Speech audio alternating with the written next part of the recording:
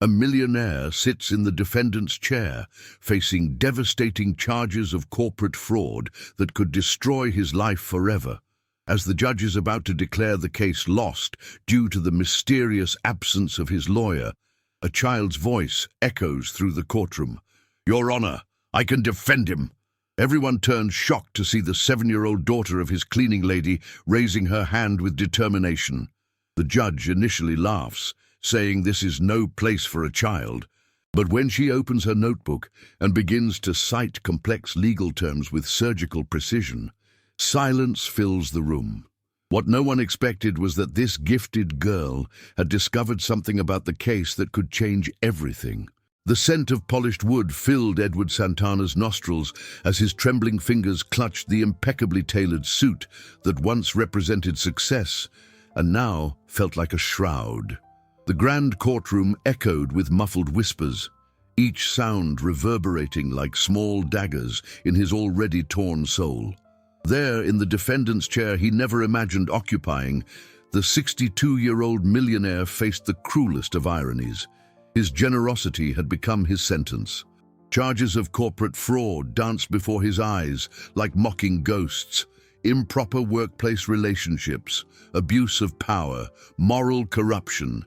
Words he never imagined could be associated with his name, built over decades with sweat, dedication, and, most importantly, with an unwavering belief in human kindness.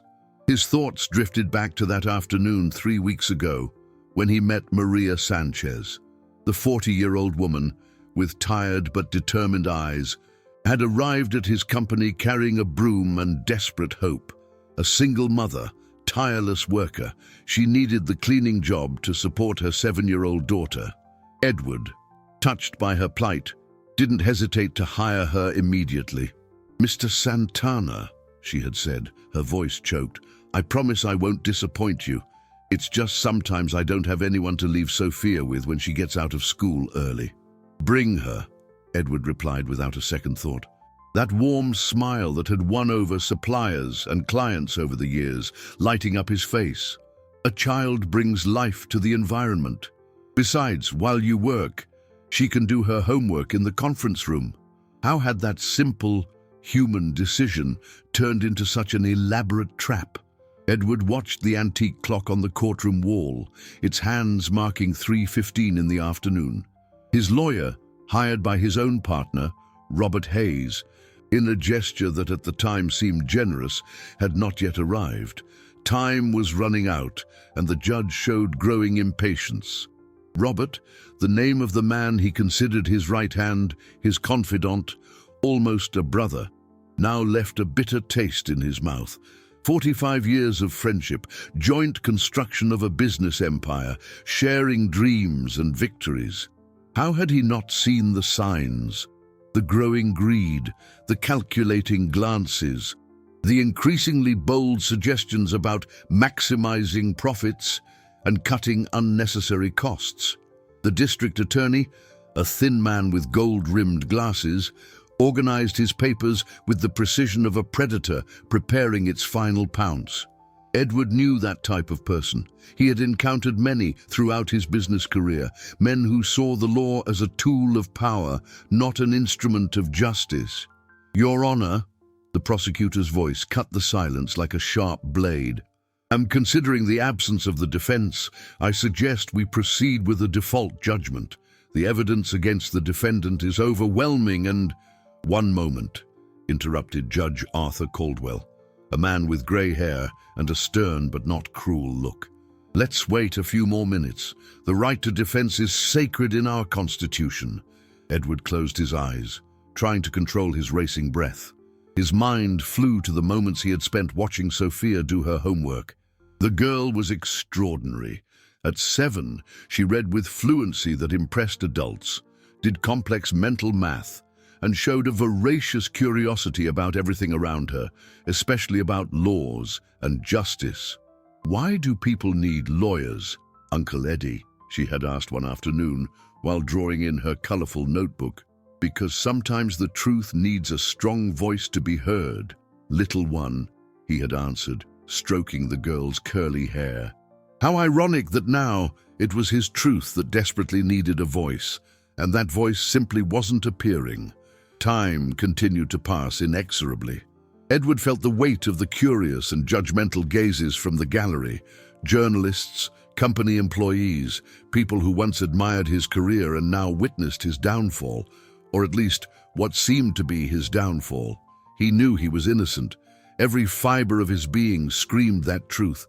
But in a world where perception often matters more than facts, his innocence seemed insufficient in the face of the carefully fabricated evidence that Robert had orchestrated. 5 minutes, the judge announced, checking his watch. If the defense does not appear, we will proceed with the judgment.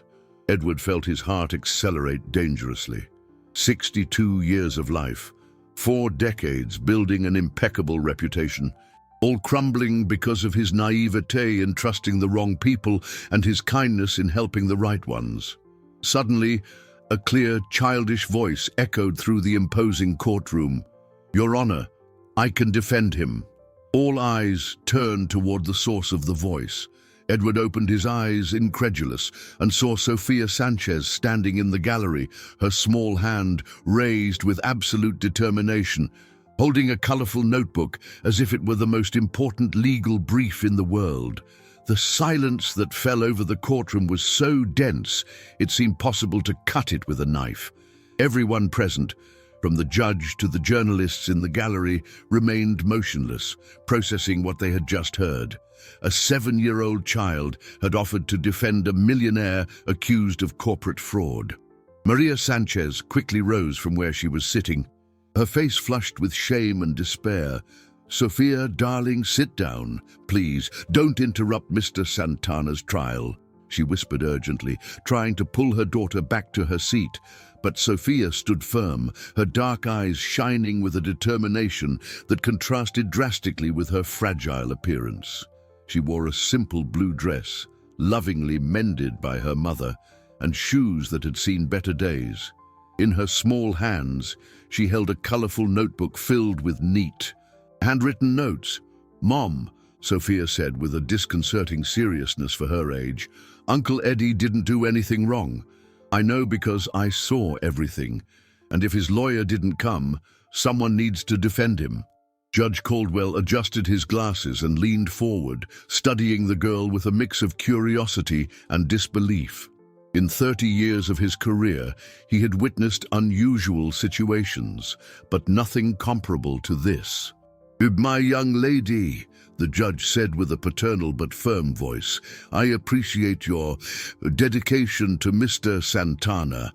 However, our legal system requires specific qualifications to practice law. It is a regulated profession that—" "Your Honor," Sofia interrupted, her voice sounding surprisingly mature.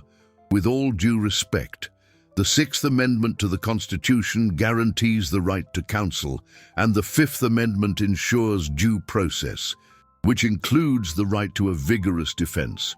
If there's no lawyer present and the defendant risks a default judgment, wouldn't it be just to at least hear what I have to say?"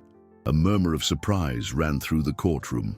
Edward felt his heart pound, not just because of Sofia's unexpected constitutional citation, but because of the hope that was beginning to blossom in his chest. How did a 7-year-old child know the Constitution? District Attorney Henry Albright stood up with a condescending smile. "Your Honor, this is a circus. We cannot allow a child to turn this courtroom into a playground. I suggest we proceed with the trial and ignore this childish interruption." Sofia turned to the prosecutor, her eyes flashing. "It's not a game, Doctor. It's about justice, and justice has no age." She opened her notebook and flipped through some pages. "Uncle Eddie taught me that everyone deserves to be heard. If you really want the truth, why are you afraid of what a child might say?" Edward watched the scene with growing admiration and concern. Sofia showed a courage that many adults lacked, facing imposing figures of justice with impressive naturalness, but he feared the consequences that this boldness could bring to the girl and her mother. The judge drummed his fingers on the bench.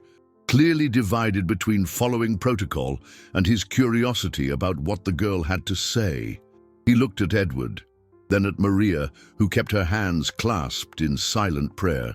"Dr. Albright," the judge finally said, "considering that the appointed defense did not appear and that the defendant has a constitutional right to defense, I will allow the girl to speak, not as a lawyer, obviously, but as a witness in defense of the accused."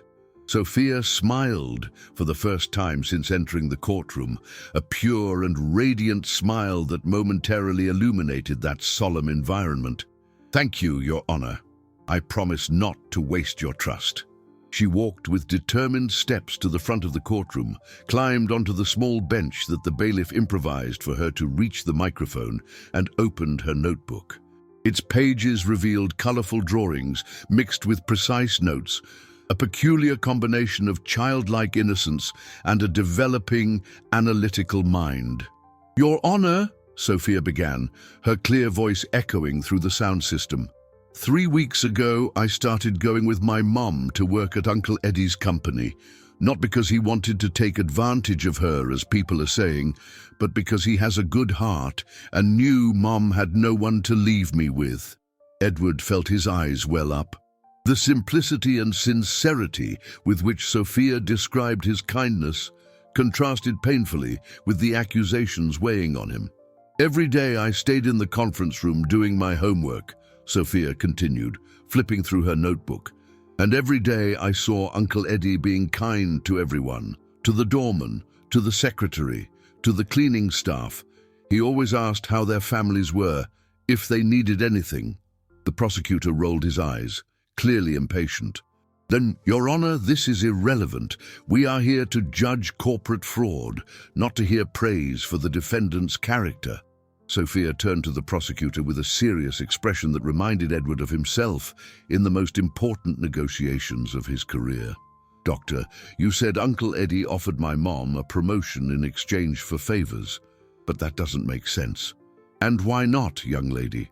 the prosecutor asked condescendingly. Sophia flipped through a few pages of her notebook and found what she was looking for. "Because my mom has only been working at the company for 3 weeks. How can someone be promoted from a job they started just yesterday? And besides," she held up a piece of paper, "I have here the conversation I heard between Uncle Rob and a strange man." The entire courtroom leaned forward. Edward felt a chill run down his spine at hearing Robert's name mentioned by Sophia. "What conversation, Sophia?" the judge asked, his voice showing genuine interest. The girl took a deep breath, as if preparing to reveal the most important secret of her life. "Last Tuesday, I was in the conference room when I heard voices in the hallway. Uncle Rob was talking to a gentleman I had never seen before. They were talking about eliminating Uncle Eddie and taking control of the company." A deathly silence fell over the courtroom. Edward felt his world spinning as Sophia's words echoed in his mind. Robert Yai, his partner of decades, planning his elimination. Sophia continued, consulting her notes. The man asked if the lawyer was instructed not to show up, and Uncle Rob had said yes, that everything was set for Edward to be convicted in absentia. Sophia's last words fell upon the courtroom like a bomb. Edward looked around and saw shocked faces, whispers of disbelief, and, at the back of the room, Robert Hayes, standing up abruptly from his seat, his face pale as paper. Robert Hayes tried to disguise his desperation with a forced smile, but his trembling hands as he adjusted his tie betrayed him completely. Edward watched his former partner with a mix of disbelief and deep pain. 45 years of friendship, joint construction of dreams, sharing successes and failures. Could all of it have been an elaborate charade? Judge Caldwell noticed Robert's agitation and gestured for him to remain seated. "Mr. Hayes, you will have an opportunity to speak at the appropriate time." He then turned to Sophia, who remained serene before the microphone, as if she was simply telling a story at dinner. "Continue, Sophia. What else did you hear in that conversation?" Sophia carefully flipped through her notebook, her small hands handling the pages with the precision of an experienced librarian. Edward watched fascinated as a 7-year-old child had developed such a meticulous organizational system. "Your Honor," Sophia said, finding the page she was looking for, "they talked about photos. The man showed some photos to Uncle Rob and said that would be enough to convince any jury. But I saw those photos and they don't show anything wrong." District Attorney Albright frowned. "What do you mean, you saw the photos? A child shouldn't have access to evidence in a judicial process." Sophia turned to him with that disconcerting seriousness that had already become her hallmark. "Doctor, I didn't take the photos. They were scattered on the conference room table last Friday when I went in to get my pencil case that I had forgotten. I thought they were pictures from the company's anniversary party, so I looked." She opened her notebook to a specific page, revealing colorful drawings that reproduced with impressive fidelity what she had seen.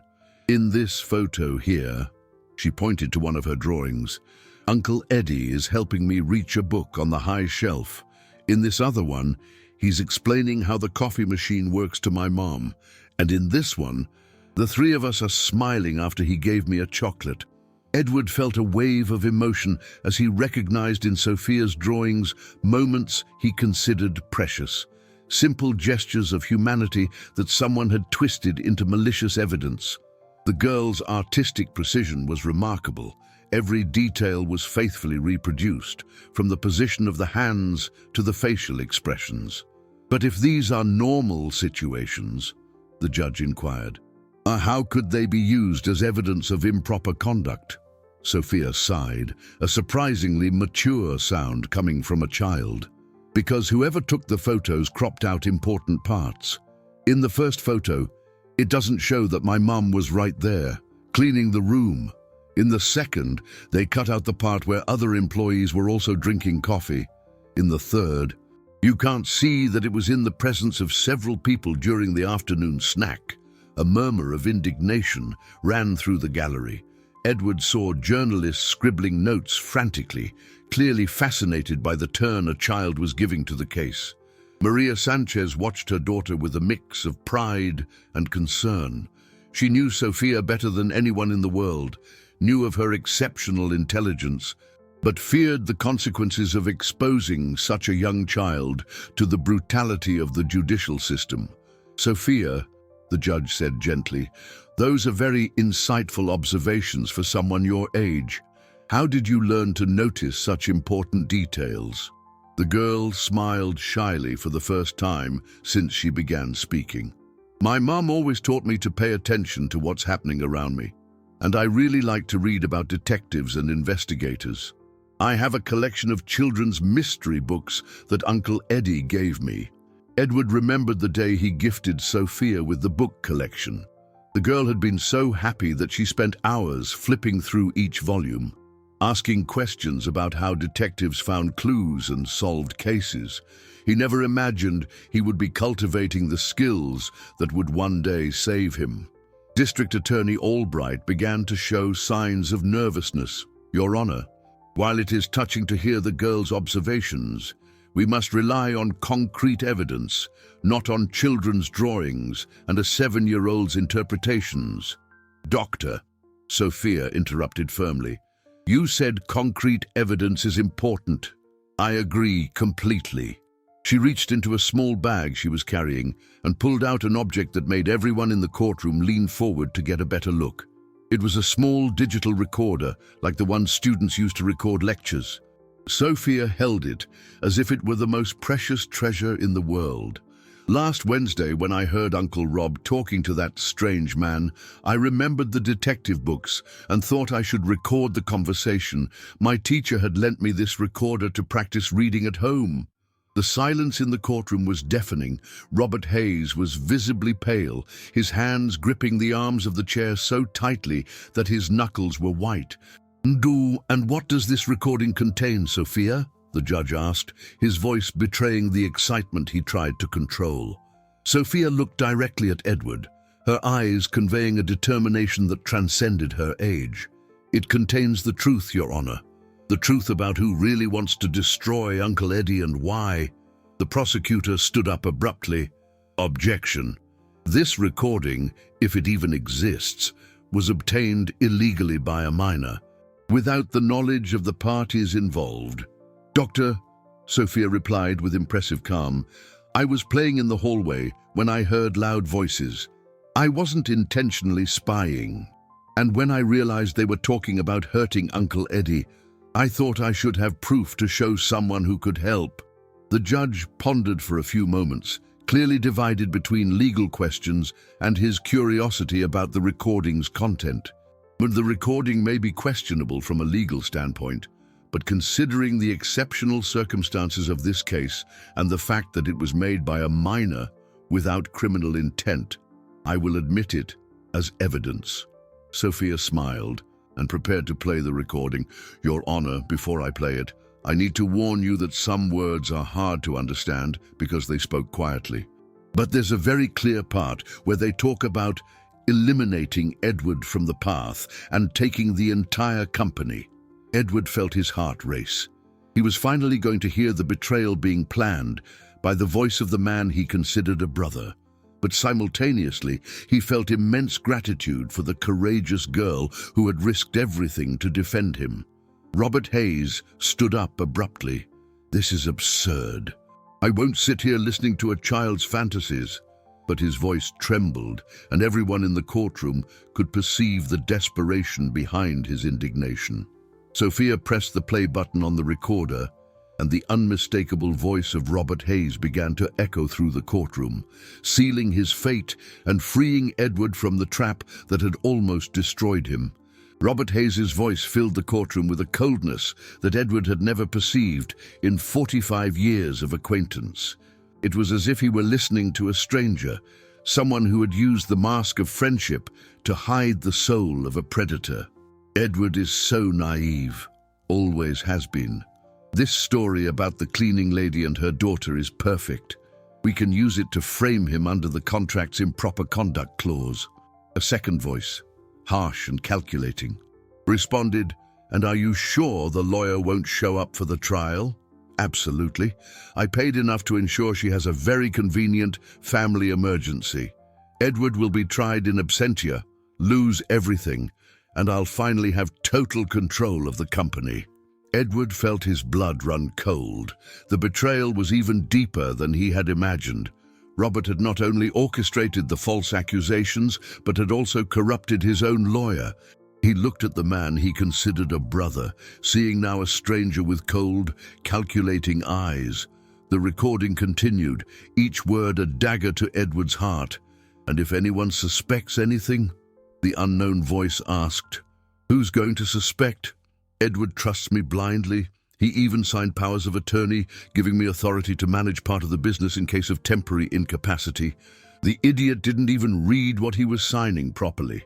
Sophia watched the reactions in the courtroom intently. Her small face showed deep sadness as she saw how her revelations affected Edward. The girl understood, with an impressive maturity for her age, that she was witnessing the moment someone discovered their entire life had been a lie.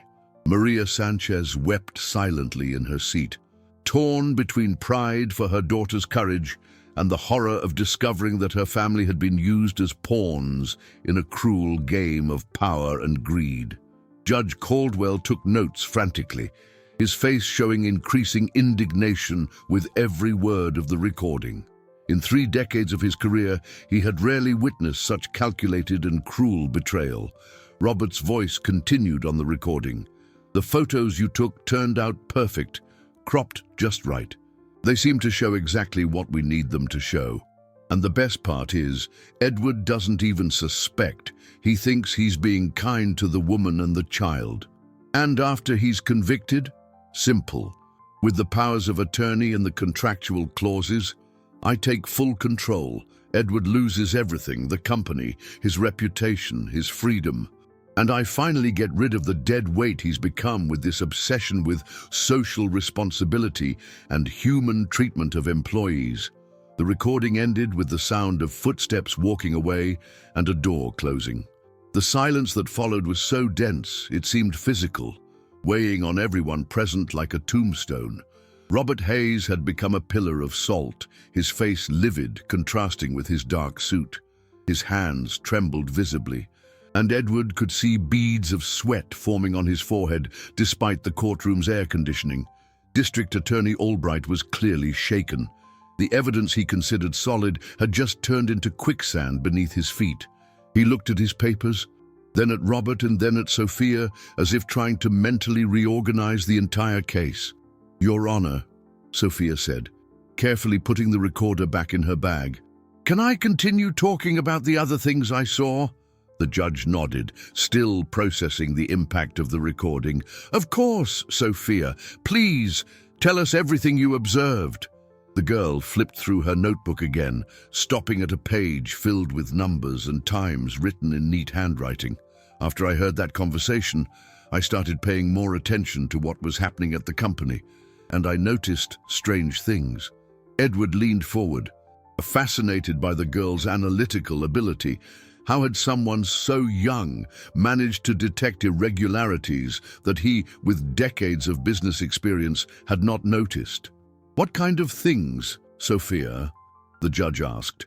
"First, strange people appeared at the company and always talked only with Uncle Rob. They never greeted Uncle Eddie, even when they passed him in the hallway. That was strange because Uncle Eddie knows everyone and always greets everyone."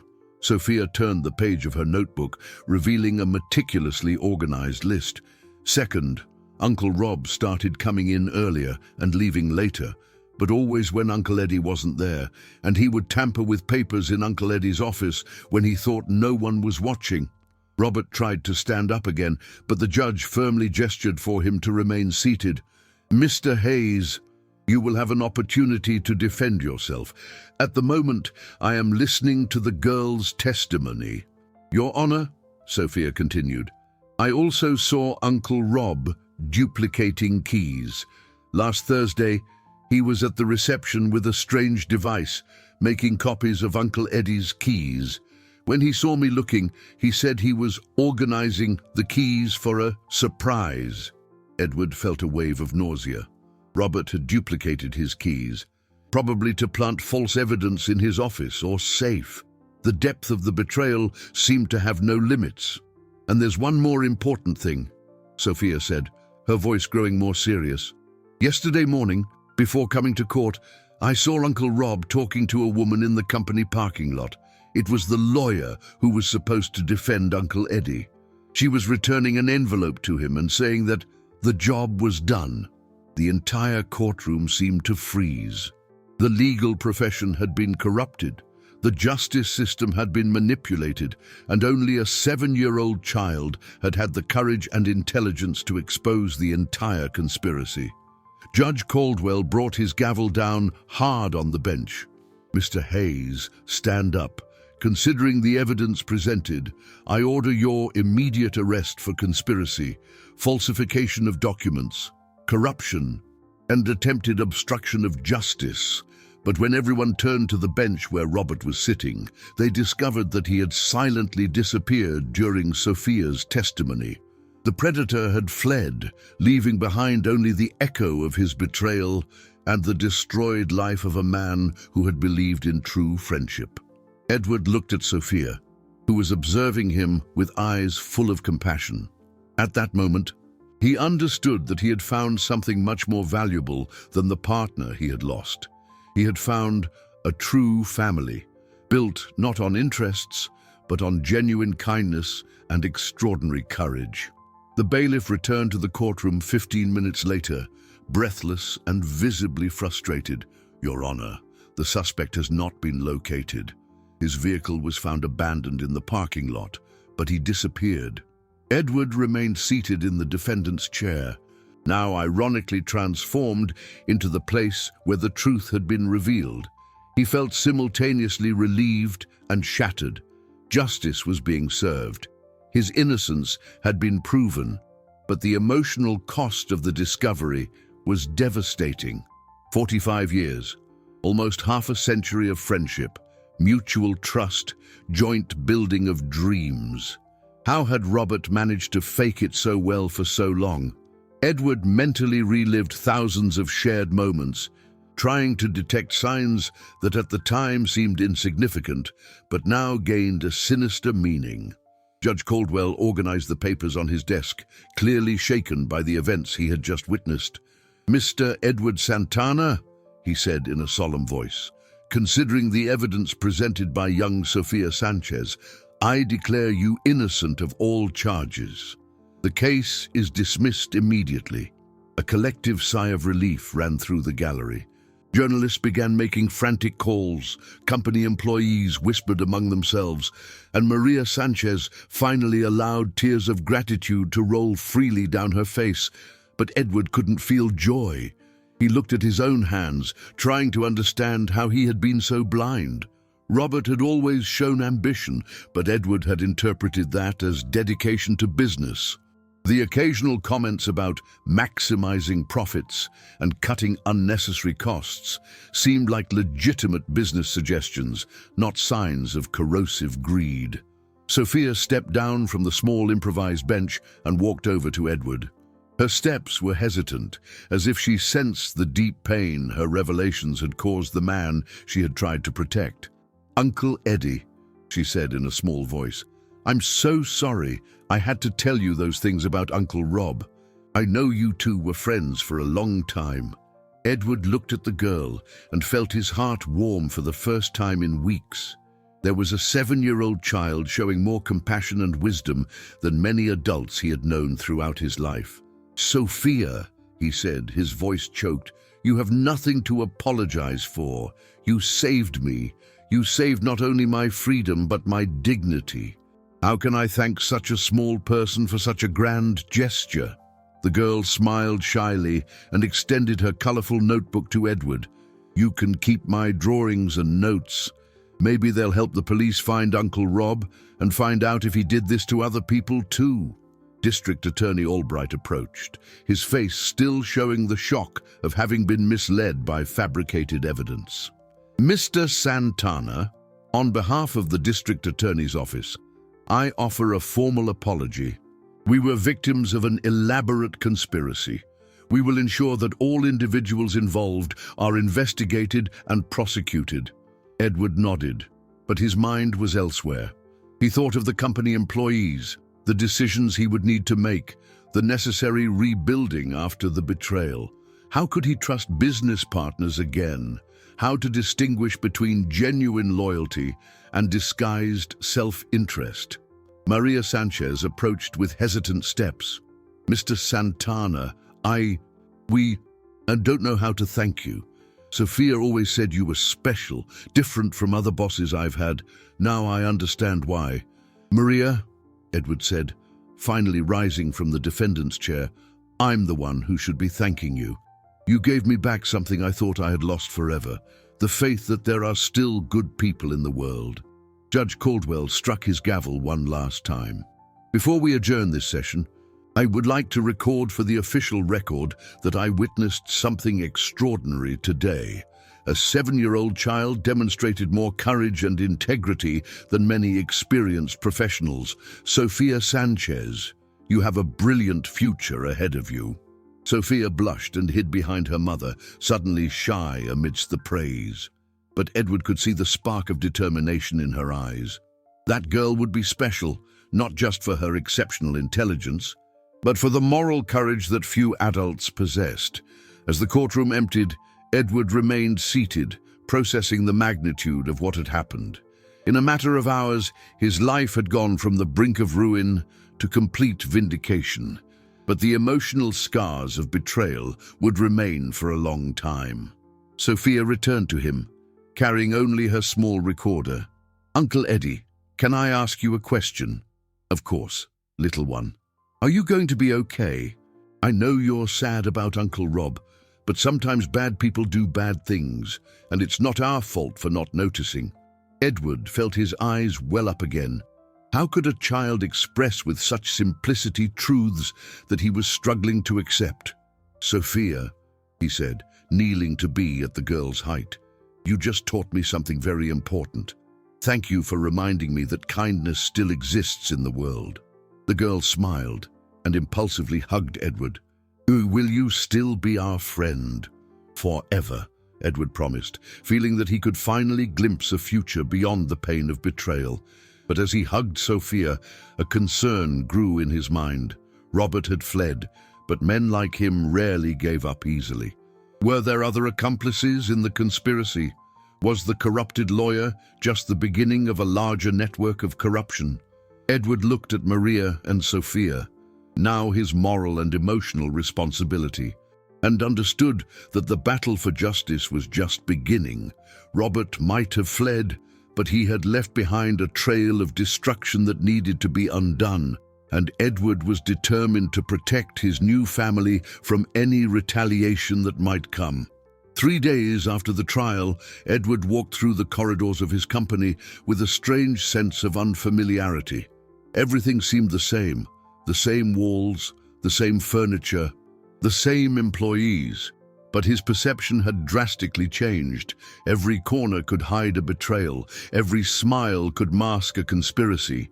The office Robert had occupied for decades remained sealed by the police. Edward passed by it several times a day, unable to avoid looking through the frosted glass of the door. Inside were 45 years of a friendship he now discovered had been one-sided.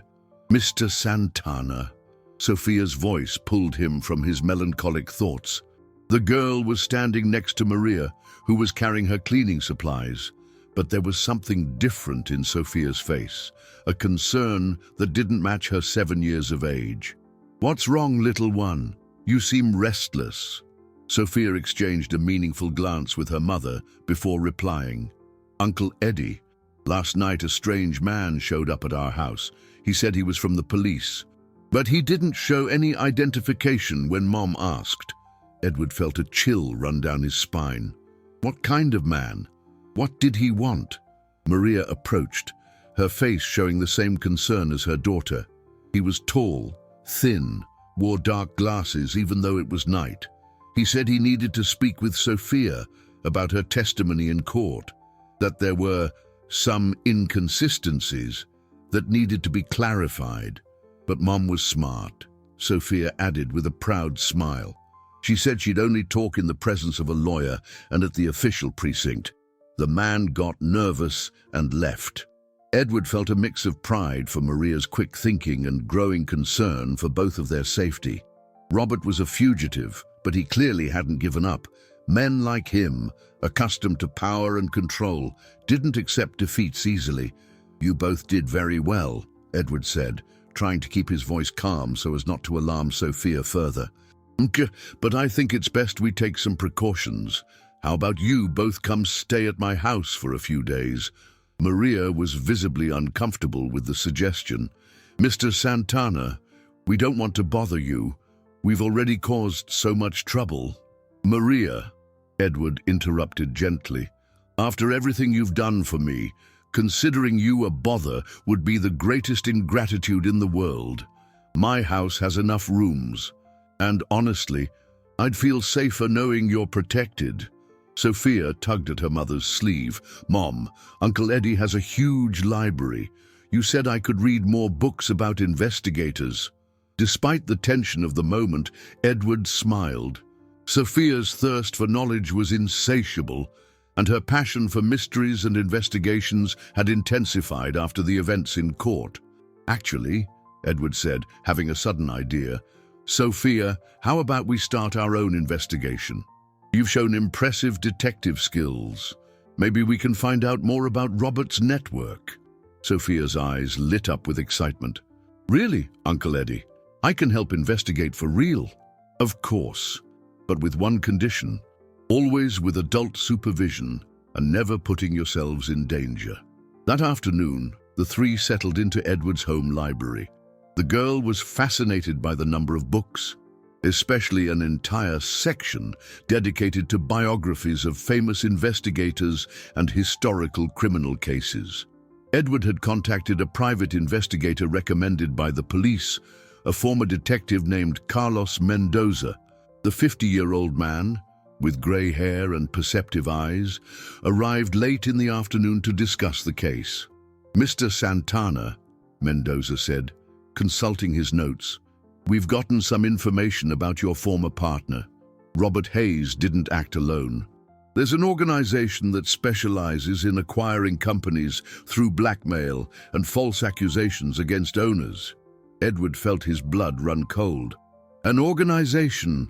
How many people could be involved? From what we've discovered so far, at least 10 people in different positions: corrupt lawyers, unscrupulous private investigators, clerks willing to falsify documents. It's a sophisticated scheme. Sophia, who was pretending to read a book but clearly paying attention to the conversation, looked up. "Mr. Mendoza, can I ask a question?" The investigator looked at the girl with curiosity. "Of course, Sophia. I heard about your brilliant performance in court. If they do this with many companies, there must be a pattern, right? A way to choose victims, a method of operation, maybe even the same types of accusations."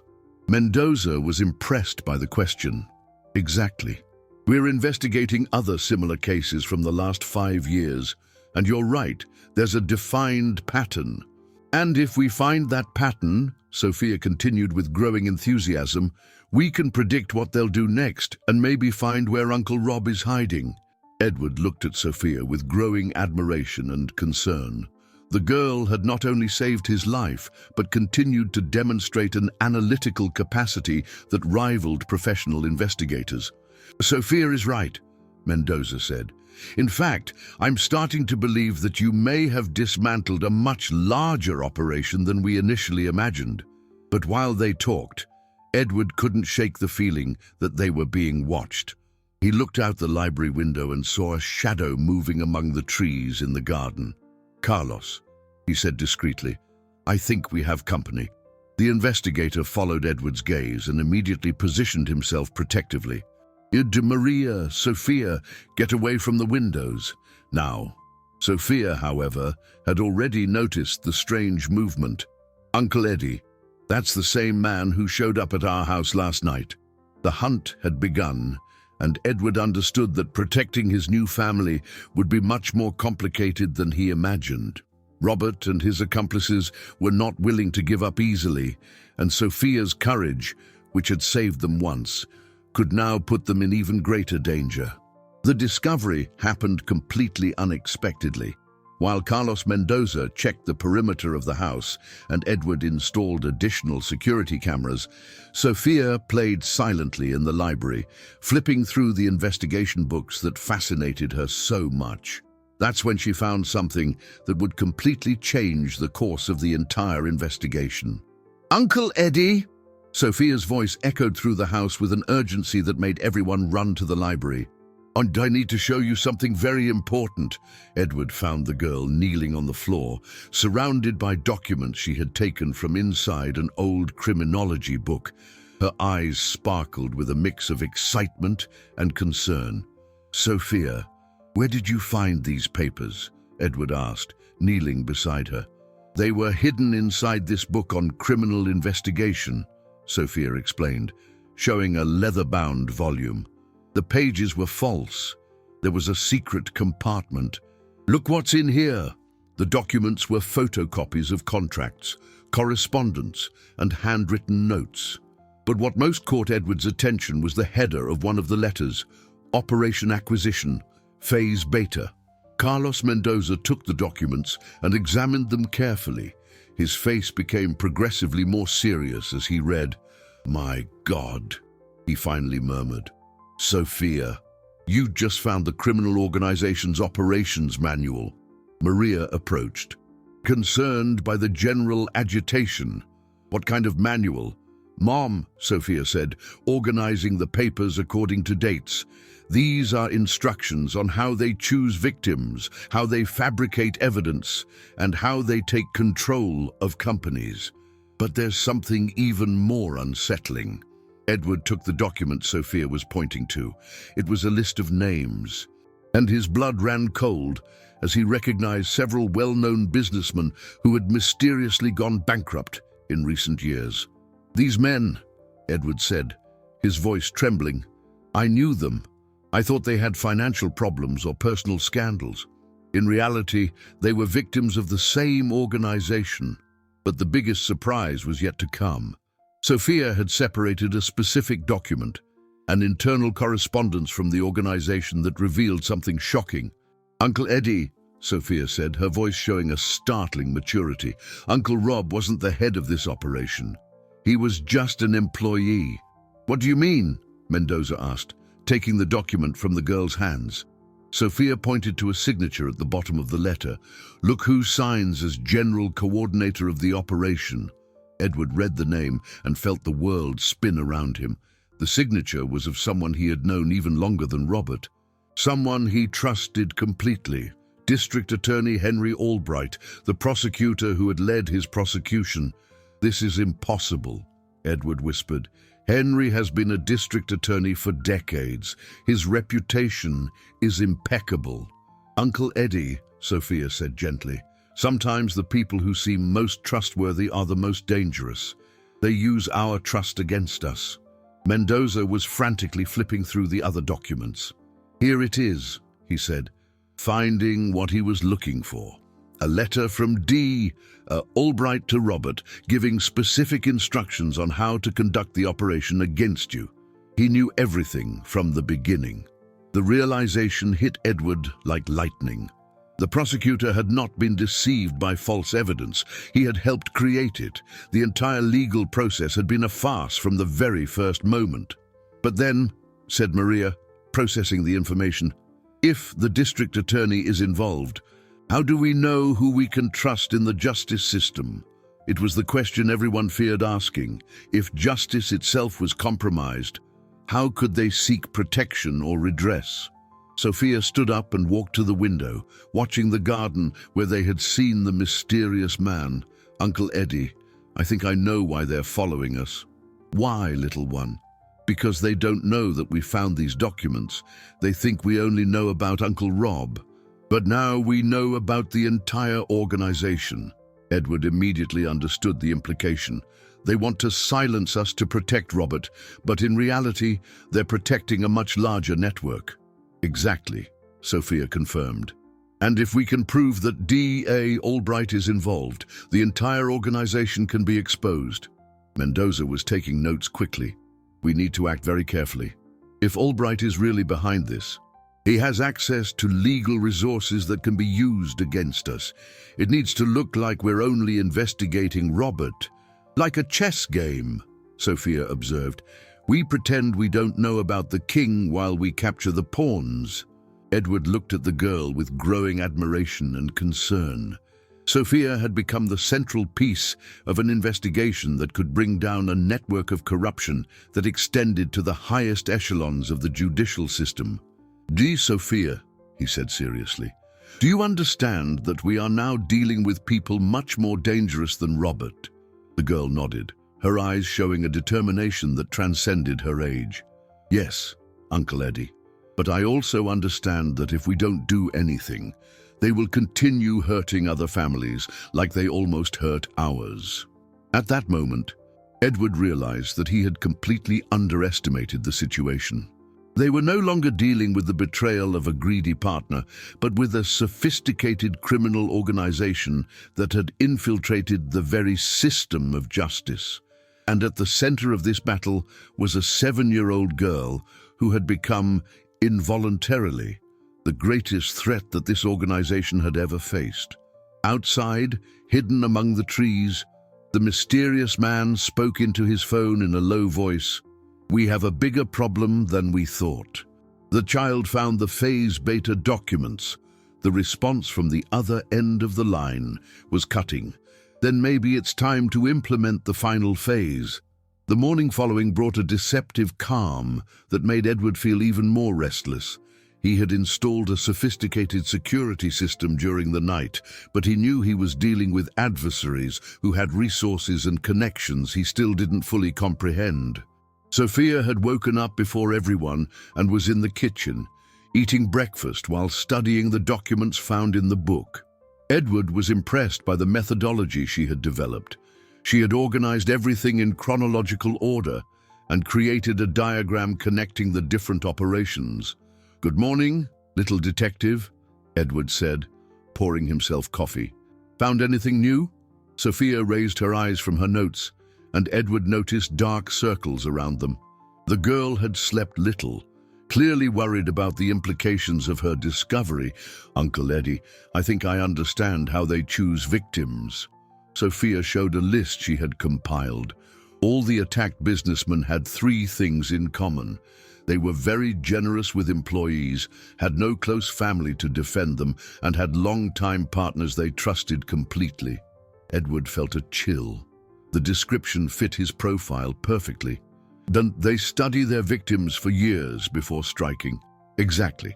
And there's one more concerning thing. Sophia pointed to some handwritten notes in the margins of the documents. They call people like you ideal targets, because your kindness can be easily twisted as evidence against them. Maria entered the kitchen at that moment, carrying a small bag. Her face showed a determination Edward hadn't seen before. "Mr. Santana," she said firmly, "I need to tell you something important. Last night, after Sophia fell asleep, I kept thinking about all this, and I came to a conclusion." Edward realized by the seriousness of her tone that Maria had made a significant decision. "What is it, Maria?" "We can't run forever, and we can't let these people continue destroying families." Maria sat next to her daughter. "Sophia and I want to help put an end to this organization once and for all." Maria: "It's very dangerous.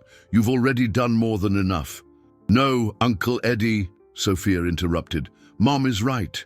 If we don't stop them now, they'll keep hurting other people. And I have an idea of how we can do it." Edward looked at mother and daughter, seeing in them a determination that reminded him of himself when he was younger and believed that one person could make a difference in the world. "What's your idea?" "Sophia?" The girl opened her notebook to a page full of diagrams and arrows. "We can use the organization against them. Pretend we're more naive than we really are and let them think they're controlling us." Carlos Mendoza arrived at that moment, bringing news that would complicate the situation even further. "Edward, we have problems. During the night, someone broke into your office at the company and stole several important documents." "What kind of documents?" Edward asked, though he already suspected the answer. "Contracts, powers of attorney, financial records. Everything Robert could use to take legal control of the company in your absence." Sophia stood up quickly. "Mr. Mendoza, they stole the papers because they're going to try a new strategy. If they can't incriminate Uncle Eddie, they're going to try to take over the company another way." "What do you mean, Sophia?" "Simple. They're going to forge documents showing that Uncle Eddie was mentally incapacitated when he let me defend him in court. They're going to use that to annul all recent business decisions and give Uncle Rob legal power to manage everything." Edward felt his blood run cold. Sophia's analysis made perfect sense. "That means even being innocent, I could lose everything." "Not if we act first," Sophia said with determination. "Uncle Eddie, do you trust me? Completely?" "Why?" Sophia exchanged a meaningful glance with her mother. "Because I have a plan that can expose the entire organization. But it will require you to pretend to be defeated and let me seem like I'm helping them." Maria took her daughter's hand. "Sophia, this is too dangerous for a child." "Mom, I'm not a normal child, and normal people can't stop bad people." Sophia looked at Edward with eyes that showed a wisdom beyond her years. "Uncle Eddie, if I can get Albright to confess everything, recorded, do you think that would be enough to bring down the organization?" Edward understood that Sophia was proposing to put herself in direct danger to protect everyone else. "Sophia, I can't allow you to risk yourself like that." "You've already taught me, Uncle Eddie," Sophia said softly, "that sometimes we need to be brave to protect the people we love. Now it's my turn to protect our family." The word family hit Edward like a lightning bolt. That's what they had become to him. Not just people he protected, but people who protected him back. A family built not on blood, but on mutual love, trust, and courage. Mendoza studied Sophia's face with growing admiration. "What kind of plan do you have in mind?" Sophia smiled. "And for the first time since discovering the documents, Edward saw the 7-year-old child behind the brilliant mind. "I'll pretend I want to help D.A. Albright because I'm mad at Uncle Eddie for putting Mom and me in danger. Kids do that sometimes when they're scared. They turn against the people they love." "And how would that expose Albright?" Edward asked. "Because he'll want to use my betrayal to legitimize the new accusations against you. And when he's boasting about how clever he is, I'll be recording everything." Edward looked at Sophia, then at Maria, then at Mendoza. They all seemed to understand that they had reached a crucial point. They could continue running and hiding, or they could take a final stand against an organization that had destroyed countless lives. "Sophia," Edward finally said, "if we're going to do this, we need a perfect plan. One mistake and we lose everything." Sophia nodded seriously. "Then we'd better start planning, because I bet they're already planning their next move." As if destiny were listening to her words, Edward's phone rang. It was an unknown number. "Hello?" "Edward," a familiar voice said, making his blood run cold. It was D.A. Henry Albright. "We need to talk. It seems your young friend found some documents she shouldn't have." Edward put the phone on speaker, allowing everyone to hear the conversation. D.A. Albright's voice sounded calm and controlled, but there was an underlying coldness that reminded Edward of how he had been manipulated throughout the entire legal process. "D.A. Albright," Edward said, trying to keep his voice neutral. "How did you get my private number?" "Edward, do you really believe we lack the resources to obtain basic information?" The prosecutor's laugh was chilling. But I didn't call to threaten you. On the contrary, I want to propose a deal that will benefit everyone." Sophia gestured to Edward, indicating she wanted to speak. Edward hesitated for a moment, then nodded. "D.A. Albright," Sophia said in an apparently timid voice, very different from the determination she had shown minutes earlier. "It's Sophia. Can I say something?" "Of course, my dear. How are you feeling after all this confusion?" "I'm scared," Sophia replied, and Edward was impressed by her acting ability. "Mum and I are hiding at Uncle Eddie's house, but he's saying strange things about fleeing the country. I think he's gone crazy." Edward swallowed hard. Sophia was implementing her risky plan without warning. "What kind of strange things?" "Sophia," Albright's voice showed growing interest. "He keeps pacing the house, talking to himself about conspiracies and people trying to get him. And yesterday he yelled at Mom when she said she wanted to go back home." Sophia paused convincingly. Albright, do you think Uncle Eddie might actually be going crazy?" Maria looked at her daughter with a mix of pride and terror. Sophia's acting was so convincing that for a moment she herself almost believed it. "Sophia," Albright said in a paternal voice, "it's possible that the stress of the trial has affected Mr. Santana's mind. Sometimes people who go through very difficult situations develop paranoia and erratic behavior." "That's it!" Sophia exclaimed with fabricated enthusiasm. "Paranoia! He keeps saying someone's trying to steal his company and that even you are involved. That's crazy, right?" Edward saw Mendoza taking notes quickly, recording every word of the conversation that could be used as evidence later.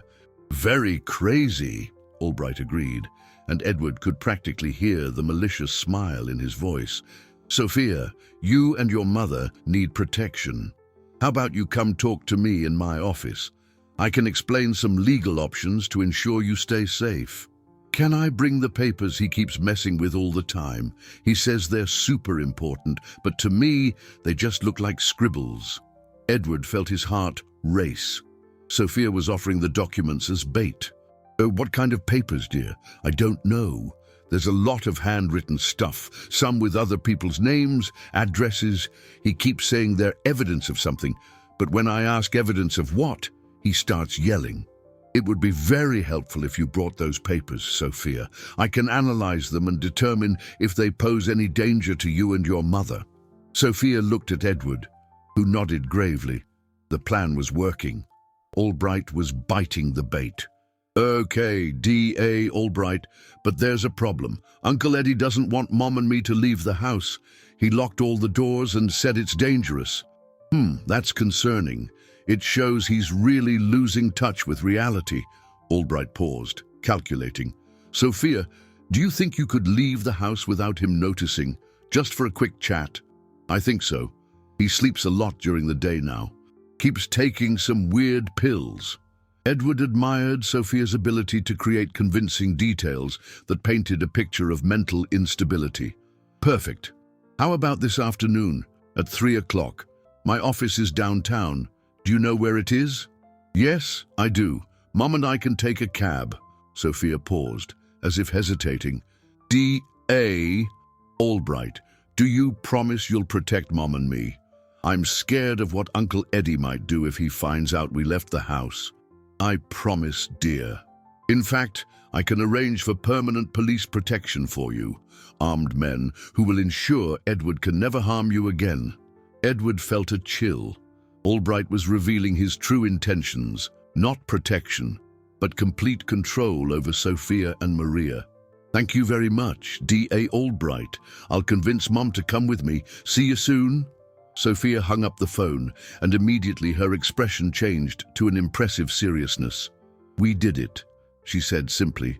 Sophia, that was incredible, Mendoza said with admiration. But do you understand the risk you're going to take?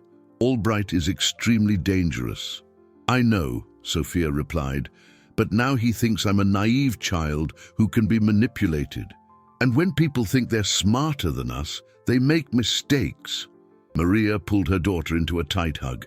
My little one, I'm so proud of you, but also so scared. Mum, remember what you always tell me, that sometimes we have to do things that scare us if we want to protect the people we love.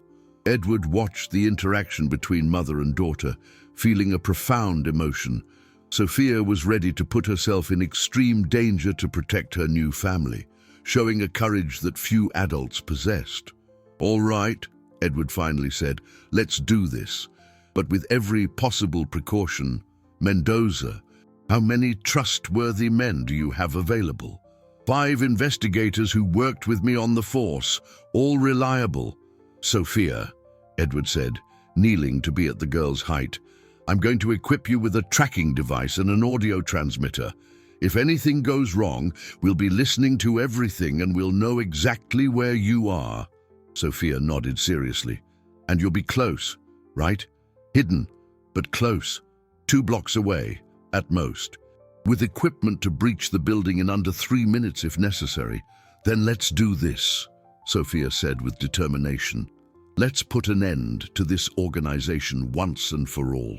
But as they all prepared for the riskiest operation of their lives, none of them imagined that D.A. Albright had already anticipated the possibility of being recorded and had prepared a trap even more elaborate than anyone could imagine. The next 2 hours were the most tense of Edward's life. The house had transformed into an improvised operations center, with Mendoza coordinating his men while Sophia was equipped with disguised surveillance devices. The audio transmitter was tiny, the size of a button, and was discreetly sewn into the collar of Sophia's dress. The GPS tracker was placed in the heel of her right shoe, invisible but capable of transmitting her exact location. Sophia, Mendoza said, testing the equipment for the 3rd time. Remember, keep the conversations long. The more Albright talks, the more evidence we'll have. And if he says anything that makes you feel in danger, say the phrase, I need to call my Aunt Carol. That's the signal for us to breach the building immediately. Sophia nodded, but Edward could see the tension in her small shoulders. As mature as she was still a child about to face an experienced predator. Little one, Edward said, kneeling before her, you don't have to do this. We can find another way. Uncle Eddie, Sophia interrupted gently, how many families has this organization destroyed? Edward consulted the documents found. From what we know, at least 15 in the last 5 years. And how many more will they destroy if we don't stop them? Edward understood that Sophia had made her decision based on solid moral principles, not childish impulse. "You're right, but promise you'll be extremely careful." "I promise." Sophia hugged Edward tightly. "And promise you'll take care of Mom if something happens to me." Maria, who had remained silent during the preparations, quickly approached. "Sophia Sanchez, I don't want to hear that kind of talk anymore. You're going into that office, you're going to get the confession we need, and you're coming home safe and sound." "Understood." Sophia smiled for the first time that day. "Yes, Mom, sorry." At 2:45, a cab pulled up in front of the house. Sophia and Maria got in, carrying a folder with selected copies of the documents found, copies that Mendoza had carefully prepared, omitting the most sensitive information. Edward and Mendoza followed in a separate car, keeping a safe distance. 3 other vehicles with Mendoza's investigators spread out strategically along the route, creating an invisible protective net. "Edward," Mendoza said as he drove, "I know it's hard, but I need you to stay calm. Sophia is smarter and braver than many agents I've known. She'll succeed." Edward watched the red dot on the tracking device, marking Sophia's location. "Carlos, what if we're underestimating Albright? What if he finds out Sophia is recording? That's why we have Plan B and Plan C." Mendoza pointed to a commercial building near Albright's office. "We have snipers positioned. If anything goes wrong, we can create a diversion that will allow us entry." The building where D.A. Albright's office was located was impressive. 20 stories of glass and steel, representing power and success. Sophia and Maria entered through the main lobby, and Edward could briefly see them through the security cameras that Mendoza had hacked. "Audio coming through," one of the investigators announced over the radio. Sophia's voice echoed clearly through the communication system. "Mom, are you sure it's here? It looks too fancy for a prosecutor." "It is, honey. 15th floor." Edward felt his heart race as the elevator began to ascend. Each floor felt like an eternity. "We're here," Sophia whispered, and Edward imagined his adopted daughter taking a deep breath to prepare for the performance of her life. The office door opened, and D.A. Albright's unmistakable voice filled the audio system. "Sophia, Maria, so glad you could make it. Come in, please." "Wow," Sophia said with feigned admiration. "Your office is huge. D.A. Albright." "Thank you, dear. Have a seat. Make yourselves comfortable. Can I offer you anything? Juice? Soda?" "Can I have an orange juice?" Sophia asked, and Edward understood that she was buying time to analyze the environment. "Of course. And you, Maria?" "Water." "Please." Edward heard the sound of footsteps and the clinking of glasses being prepared. Albright was being the perfect host, creating an atmosphere of trust before revealing his true intentions. "So, Sophia," Albright said after a few minutes, "tell me more about Mr. Santana's strange behavior. I'm worried about you too." Albright, he's really weird. Last night he spent the whole night walking around the house, talking to himself about people trying to get him." "And did he mention specific names?" Edward noticed how Albright directed the questions, looking for information about how much they really knew. "Yes, he talked about Uncle Rob, which makes sense, right? But he also talked about you, and that's crazy because you're a prosecutor." "Very strange indeed. And these documents you mentioned." "I brought some," Sophia said, and Edward heard the rustling of papers. "More, but I don't understand any of it. It looks like crazy scribbles." There was a long pause, during which Edward imagined Albright carefully examining the carefully prepared documents. "Sophia," Albright finally said, his voice subtly changing tone, "these documents are very interesting. They show that Edward discovered more than we imagined." Edward felt his blood run cold. Albright had dropped the pretense. "What do you mean, D.A. Albright?" Sophia asked, maintaining her feigned innocence. "Stop the act, little one," Albright said coldly. "You're too smart to keep pretending to be naive." The silence that followed made Edward grip the radio. "Carlos, we need to go in now." "Wait," Mendoza whispered. "Let's see how Sophia reacts." Sophia's voice, when it finally came, surprised everyone. "You're right, D.A. Albright. I knew you were too smart to believe my act. But you're also too smart to hurt me here in your own office, with my mom present, in the middle of the afternoon." Edward was impressed by Sophia's calmness in the face of exposed danger. "You're right, child. I won't harm you. On the contrary, I'm going to make you an offer that will change your lives forever." "What kind of offer?" D.A. Albright walked to his executive desk, his steps echoing in the silent office. Edward could hear every movement through the transmitter, imagining Sophia sitting in the oversized armchair, facing one of the most dangerous men he had ever known. "Sophia," Albright said in a calculatedly gentle voice, "you are extraordinary. At 7, you managed to dismantle a scheme that took me years to build. That is rare talent." "Thank you, I guess," Sophia responded cautiously. "I want you to work for me."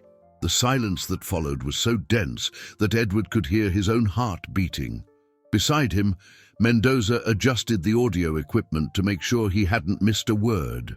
"What do you mean, work for you?" Sophia finally asked. "Think about it, child. You have a gift for investigation, for analysis, for discovering secrets. With proper training, you could become the best private investigator in the country. I can offer top-quality education, universities abroad, a brilliant future." Maria interrupted for the first time. "D.A. Albright, my daughter is 7 years old. What kind of offer is this?" "An offer that will change both your destinies forever, Maria." Albright's voice took on a harder tone. "You work as a cleaning lady, earning next to nothing. Sophia attends public school, without resources to develop her exceptional talent." "I can change that." Edward felt the anger rising within him. Albright was using Maria's financial vulnerability to manipulate the situation. "And in return?" Sophia asked, with impressive maturity. "In return, you forget everything you discovered about my organization.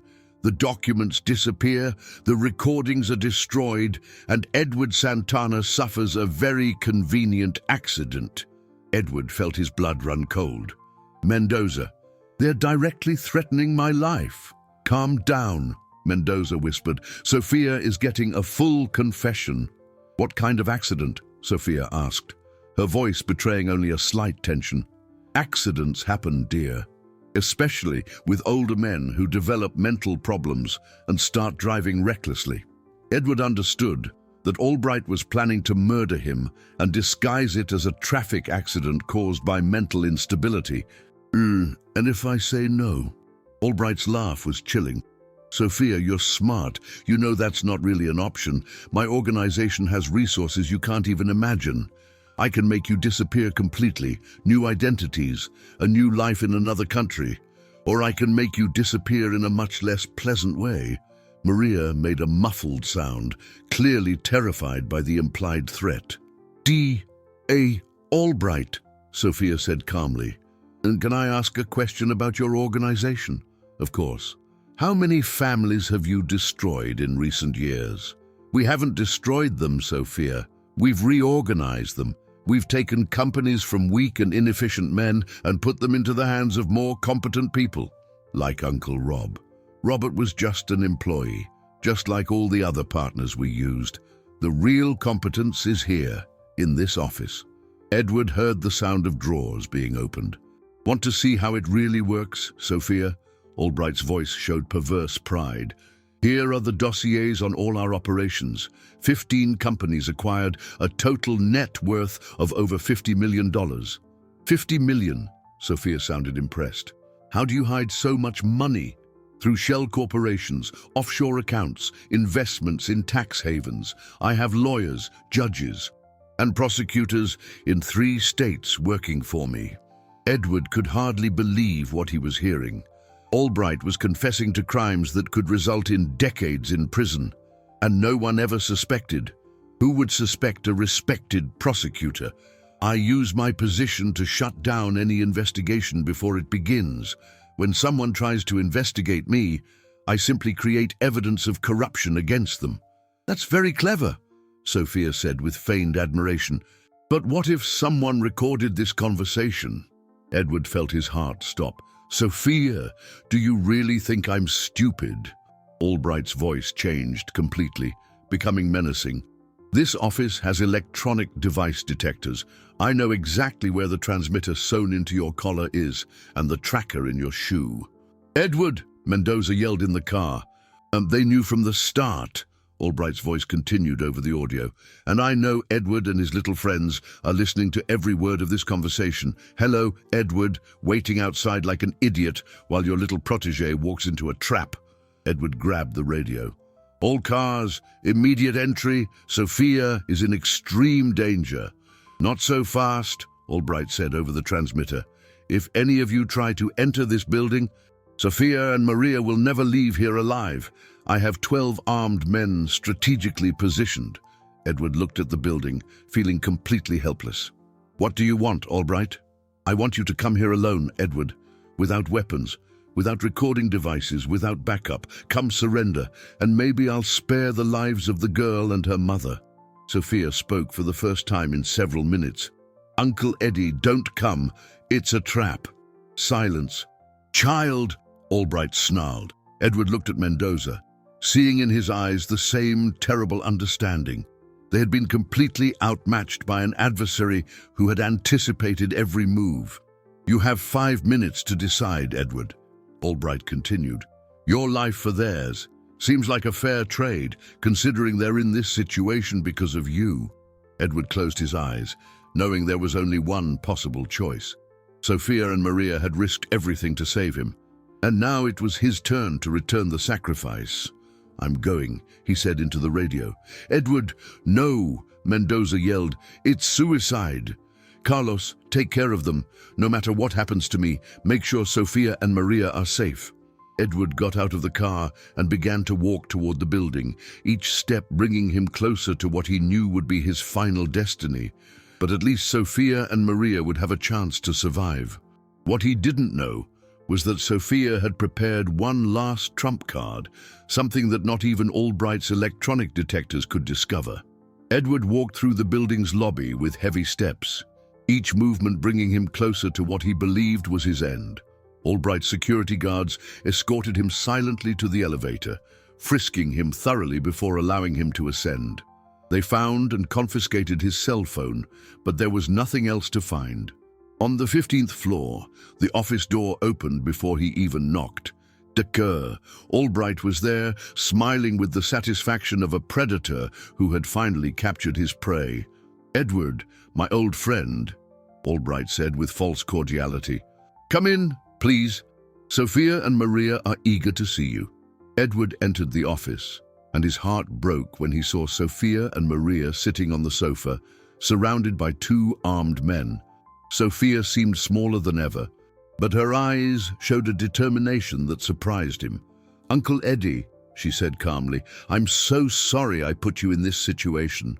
Sophia, none of this is your fault, Edward replied, trying to convey strength through his voice. You're the bravest person I've ever met. Albright walked to his desk, clearly savoring the moment. What a touching reunion. Edward, sit down. We have some matters to resolve before the final outcome. Edward remained standing.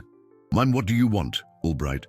First, I want you to sign these documents transferring all your companies and assets to a charity organization that will coincidentally I manage. And then you'll have a tragic accident. A depressed businessman, tormented by false accusations, decides to end his own suffering. Edward looked at Sophia, who seemed to be studying something in her hands. It was her colorful notebook, which she had somehow managed to keep with her. E.D.A. Albright, Sophia suddenly said, can I ask one last question before you hurt Uncle Eddie? Of course, child. Consider it a professional courtesy. Sophia flipped through a few pages of her notebook. You said you have judges and prosecutors working for you in 3 states. What are their names? Albright laughed. Sophia, do you still think you can collect evidence? All your devices have been neutralized. I know, Sophia said simply. I'm just curious. Edward watched Sophia, trying to understand her plan. The girl seemed strangely calm for someone in mortal danger. "Why not?" Albright said arrogantly. "You're going to die anyway. Dr. Marcus Thorne in California, Dr. Eleanor Vance in Texas, Dr. Paul Rodriguez right here." Sophia wrote carefully in her notebook, "and the lawyers. Dr. Robert Perdue, Dr. Christina Sanchez, Dr. John Miller." Albright listed the names with perverse pride. Clearly satisfied to demonstrate the reach of his corruption network, Edward couldn't understand why Sophia was collecting information that would die with them. But then he noticed something strange. As she wrote, Sophia pressed the pencil very hard, as if she was trying to engrave the words through several pages. "And the offshore bank accounts?" Sophia asked innocently. "Cayman Islands Central Bank, account number 4472891. Swiss International Bank, account 77388924. Albright recited the numbers as if reading a shopping list. Suddenly, Edward understood what Sophia was doing. She wasn't just writing, she was creating an impression of the information on the lower pages of the notebook. Even if they destroyed the visible page, the information would remain etched on the sheets below. "Enough questions," Albright said impatiently. "Edward, sign the documents." "Never. Then perhaps we need additional motivation." Albright gestured to one of his men, who pointed the gun directly at Maria. "No!" Edward shouted. "Leave them alone. Sign the papers, and she lives." Edward looked at Sophia, who made an almost imperceptible nod. She wanted him to sign. But why? With trembling hands, Edward picked up the pen and began to sign the documents. Each signature was like a dagger to his soul. But if it would give Sophia and Maria a few more minutes of life, it was worth any sacrifice.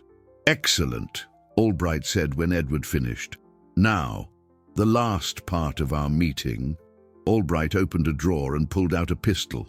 "Edward, you're going to commit suicide with this gun, a shot to the head, quick and efficient. And if I refuse, then you'll watch Sophia and Maria die slowly before you." Edward looked at the two people who had become his true family. "D.A. Albright, can I hug them one last time?" "As you wish, but make it quick." Edward walked to the sofa and hugged Maria, whispering in her ear, "Forgive me for all this." Then he turned to Sophia. The girl's hug was surprisingly strong, and when her lips were close to Edward's ear, she whispered something that made his heart pound. "The notebook is connected to Uncle Carlos's cell phone via Bluetooth. He's hearing everything." Edward almost lost control. Sophia had found a way to keep communication active, even with all of Albright's electronic detectors. Her intelligence had surpassed Albright's technology. "Uncle Eddie," Sophia said aloud, "before you die, I want you to know that I love you like a true father." "I love you too, little one," Edward replied, understanding that she was buying time for Mendoza to act. "Enough with the sentimentality," Albright snarled. "Edward, intake the gun." Edward slowly extended his hand toward the pistol, gaining every precious second. "D.A. Albright, can I ask one last question?" "What? How did you manage to corrupt so many justice officials?" "Simple. Everyone has a price. Some accept money, others prefer blackmail. Discovering people's weaknesses is my specialty." At that exact moment, the building lights went out completely. In the total darkness that followed, Edward heard the sound of breaking glass, shouted commands, and the sound of people invading the office. Federal agents. "Nobody move!"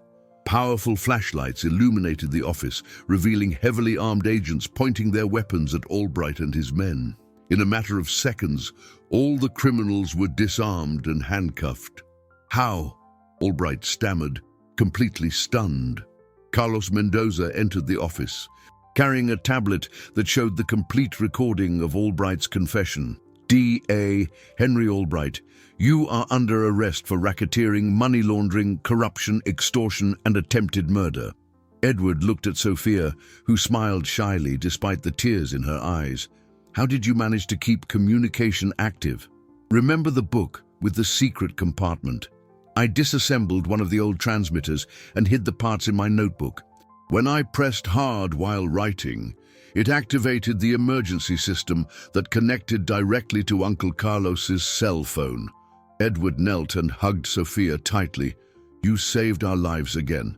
We saved each other, Sophia corrected. That's what families do. 3 weeks after D.A. Albright's arrest, Edward walked through the corridors of the courthouse accompanied by Sophia and Maria. This time, however, he was not there as a defendant, but as the principal witness in one of the largest corruption cases in the state's judicial history. The courtroom was packed with journalists, curious onlookers, and other businessmen who had been victims of the criminal organization. Edward recognized several faces, men who, like him, had lost everything to a scheme that seemed impossible to detect. Uncle Eddie, Sophia whispered, adjusting the new dress he had bought for her. Are you nervous? A little, Edward admitted, looking at the girl who had become the center of his life. And you? No. I'm eager to see D.A. Albright get the punishment he deserves. The presiding judge, Judge David Larson, a highly respected figure brought in from another state to ensure impartiality, called the first witness. Edward watched D.A. Albright being led to the defendant's chair in handcuffs, a sight that brought him a bitter satisfaction. Robert Hayes had been captured 2 days after Albright, trying to flee to Mexico with forged documents. The corruption network had collapsed like a house of cards when Sophia provided all the information she had collected. Mr. Edward Santana, the special prosecutor called, can you tell us how you discovered the existence of this criminal organization? Edward looked at Sophia before answering. Actually, prosecutor, it was a 7-year-old girl named Sophia Sanchez who discovered it. I was too blind to see the betrayal right before my eyes. During the next 2 hours, Edward recounted the entire saga, from the first suspicions to the final confrontation in Albright's office. When he reached the part about Sophia's intelligence and courage, his voice choked with emotion. Mr. Santana, Albright's defense lawyer asked, isn't it true that your company was facing financial difficulties, making you an easy target for swindlers? No, Edward responded firmly. My company was solid. I was just an easy target because I trusted people blindly and believed in human kindness. And isn't it true that you invented this whole story to get revenge on Deacon Albright for prosecuting you? Sophia stood up abruptly in her seat. Objection! That question is offensive and ignores all the evidence already presented. The judge smiled slightly. Miss Sophia, while I appreciate your passion for justice, it is the prosecutor who should be making objections. Sophia blushed and sat down, but Edward saw the pride in Maria's eyes. The girl had become a minor celebrity after the events, receiving invitations to speak about courage and justice. When it was Sophia's turn to testify, the entire courtroom fell silent. She walked to the witness stand with firm steps, carrying her famous, colorful notebook. Sophia, the prosecutor said gently, can you tell us how a 7-year-old girl managed to discover a criminal organization that had been operating for years undetected? Mr. Prosecutor, Sophia replied, with her characteristic seriousness. I didn't discover it because I'm smart. I discovered it because I paid attention. Adults are sometimes too busy to notice obvious things. What kind of things? Sophia opened her notebook. People who pretend to be friends, but their eyes don't smile along with their mouths. Conversations that stop when you get close. People who ask questions about you, but never tell anything about themselves. Edward watched fascinated as Sophia managed to explain complex concepts so simply and clearly. And how did you know you needed to record evidence? In the detective books Uncle Eddie gave me, investigators always need proof. Words alone aren't enough. You need evidence that people can't deny. And Albright watched Sophia with a mix of hatred and reluctant admiration. He had been defeated by a child who had used his own arrogance against him. Sophia, the judge asked, Do you have a message for other children who might be watching this trial? Sophia thought for a moment. Yes. I want to say that kids aren't too small to make a difference.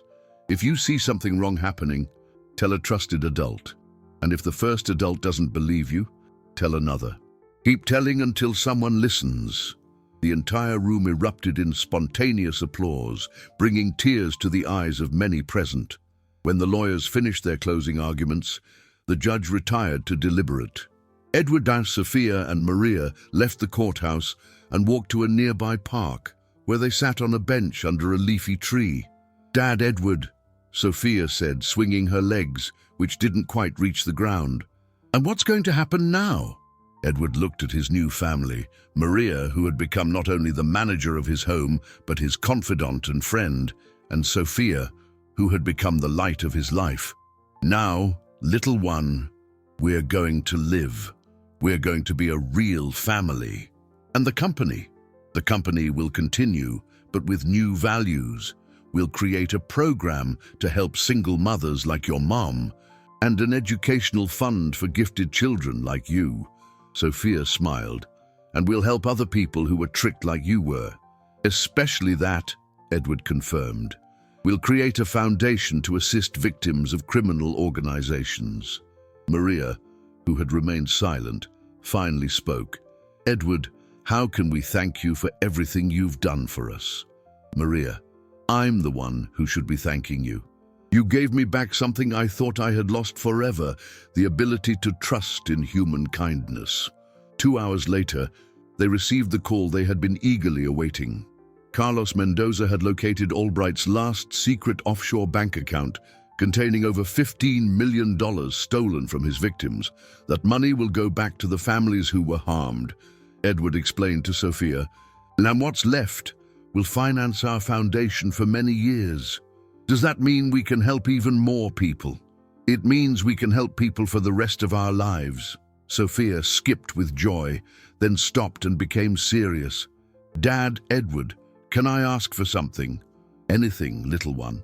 When I grow up and get a real law degree, can I keep working here at the foundation?" Edward felt his eyes well up. "Sophia, this foundation exists because of you. It will always be your home. And when I'm very old, can I teach other kids to be detectives like I was?" "You can, and you should. The world needs more detectives like you."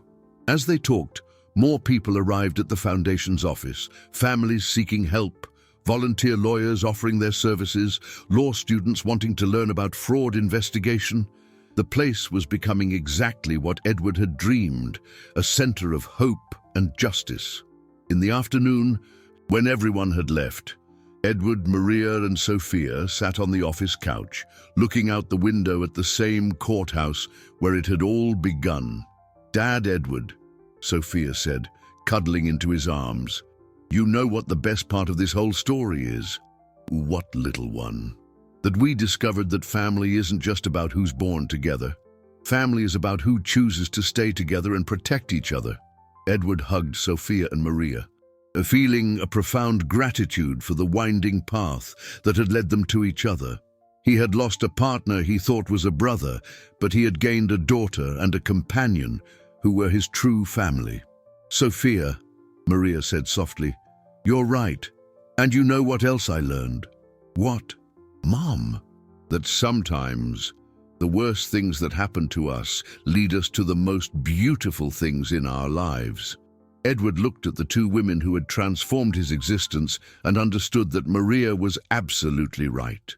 Robert's betrayal and Albright's conspiracy, however painful they had been the path that led him to the family he had always wished for. Outside the window, the sun set over the city, painting the sky with golden hues that symbolized new beginnings and renewed hope. And in the office of the Sofia Sanchez Foundation, a family built on love, courage, and justice planned ways to protect other families from the predators who hid behind masks of respectability. The girl who had saved a millionaire with her exceptional courage now dedicated her life to saving others, proving that true wealth is not in what we possess, but in the good we do in the world. And so, in the same courthouse where he almost lost everything, Edward found not only his freedom, but his true purpose, protecting the innocent alongside the most extraordinary family anyone could wish for. The story that had begun with betrayal and despair ended with love, justice, and the promise that as long as people like Sofia Sanchez exist in the world, truth will always find a courageous voice to defend it.